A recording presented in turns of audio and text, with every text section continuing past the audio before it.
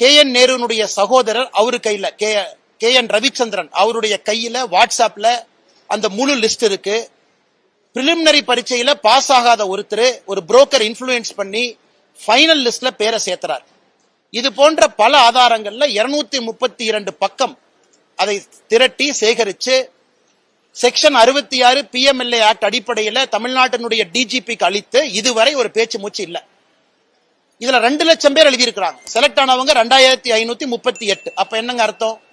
கிட்டத்தட்ட 1,97,000 பேர் செலக்ட் ஆகல.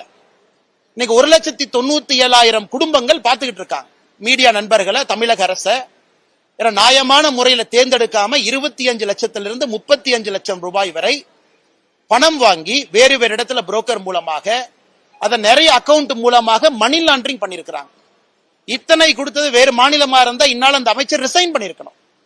இது இடி சாதாரணமா ஒரு கடிதத்தை எழுதி இந்த மாதிரி ஊழல் நடந்திருக்குன்னு சொல்லிங்க. கடிதத்தோடு 150 செலக்டட் கேண்டிடேட் அவங்களுடைய ப்ரூஃப் அட்டாச் பண்ணிருக்கிறாங்க. அதன் பிறகு K N Ravichandran, K N Manivannan, K N நேருனுடைய உடன் பிறந்த சகோதரர்கள் 2 பேரு, அந்த ட்ரூ வேல்யூ ஹோம்ஸ்ல பணிபுரியக்கூடிய 4 பேர், 6 பேர்த்தினுடைய வாட்ஸ்அப் மொபைல் போனுடைய டிரான்ஸ்கிரிப்ட். அவங்களுக்குள்ள என்ன பேசினாங்க? ஒரு புரோக்கர் கே என் ரவிச்சந்திரன் அவங்ககிட்ட பேசின ரெக்கார்டட் கால். இத்தனை விஷயத்தை கொடுத்து 888 கோடி ரூபாய் ஊழல் நடந்திருக்கு. அதை பத்தி எதுவுமே பேசாம கே என் நேரு அவர்கள் பதில் சொல்றாங்க, இது திராவிட மாடல் ஆட்சியின் மீது பழி சுமத்துறாங்க.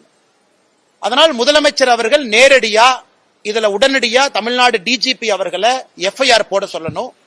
ஏன்னா FIR போடப்பட்ட பிறகுதான் இடி களத்துக்கு வர முடியும். இடியை பொறுத்தவரை ஒரு FIR இல்லாம இடி தன்னுடைய விசாரணை ஆரம்பிக்க முடியாது. அதன் அடிப்படையில தான் இடி அவர்கள் செக்ஷன் 66 அடிப்படையில் ப்ரூஃப் கொடுத்து FIR போடுங்கிறாங்க. இடிக்கு FIR போடுவதற்கு அதிகாரம் இல்லை.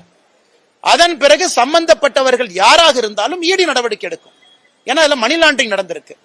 அதனால இன்னைக்கு 888 கோடி ரூபாய் ஊழல் நடந்திருக்கக்கூடிய Tamil Nadu municipal administration, water supply, நகராட்சி நிர்வாகம் மற்றும் நீர் வழங்கல், இந்த துறையில இவ்வளவு ஆதாரத்தின் அடிப்படையில் இடி கொடுத்தும் கூட அதை பற்றி வாயை திறக்காத முதலமைச்சர் திசை திருப்புவதற்காக பாரத பிரதமர் நரேந்திர மோடி அவர்கள் சொல்லாத ஒரு விஷயத்தை சொன்னதாக போய் பேசுறாங்க.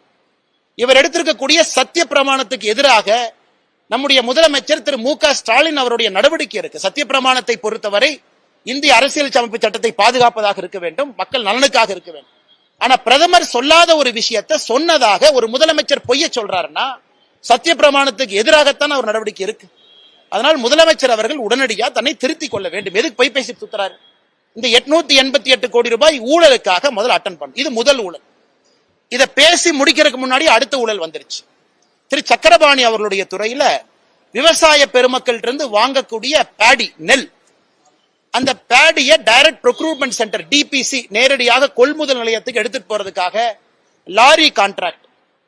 அந்த லாரி கான்ட்ராக்ட் மிக தெளிவாக இருக்கு. சப் கான்ட்ராக்ட் கொடுக்க கூடாது, ஒரு டன்னுக்கு இவ்வளவு பே பண்ணுவோம், இந்த லாரியில கொண்டு 48 மணி நேரத்துக்குள்ள வாங்கப்பட்ட நெல்லை கொடுக்கணும். எனக்கு எதிர்கட்சி தலைவர் எடப்பாடி பழனிசாமி அவர்கள் இருந்து, பாரதிய ஜனதா கட்சியினுடைய தலைவர் திரு நயினார் நாகேந்திரன் அவர்கள் இருந்து, பல அரசியல் கட்சி தலைவர்கள் குறிப்பாக இந்த பேடி நெல் கொள்முதலை பத்தி பேசுறாங்க. என்ன பேசுறாங்க?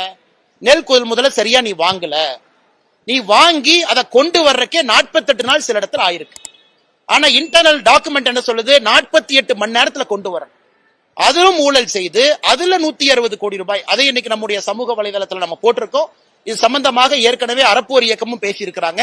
இன்னைக்கு ஒரு தனியார் பத்திரிகை சம்பந்தமாக விலாவரியாக அதுல பாதிக்கப்பட்ட லாரி ஓனர், ட்ரக் டிரைவர் அவங்க கிட்ட பேசி விலாவரியாக அதை பத்திரிகையிலையும் பிரசுரம் பண்ணியிருக்கிறாங்க.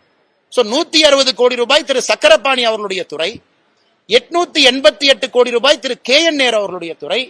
இதை பத்தி எதுவுமே வாய் திறக்காத முதலமைச்சர் அவர்கள் பாரத பிரதமர் நரேந்திர மோடி அவர்கள் சொல்லாத இல்லாத ஒரு விஷயத்த சொல்றாங்க.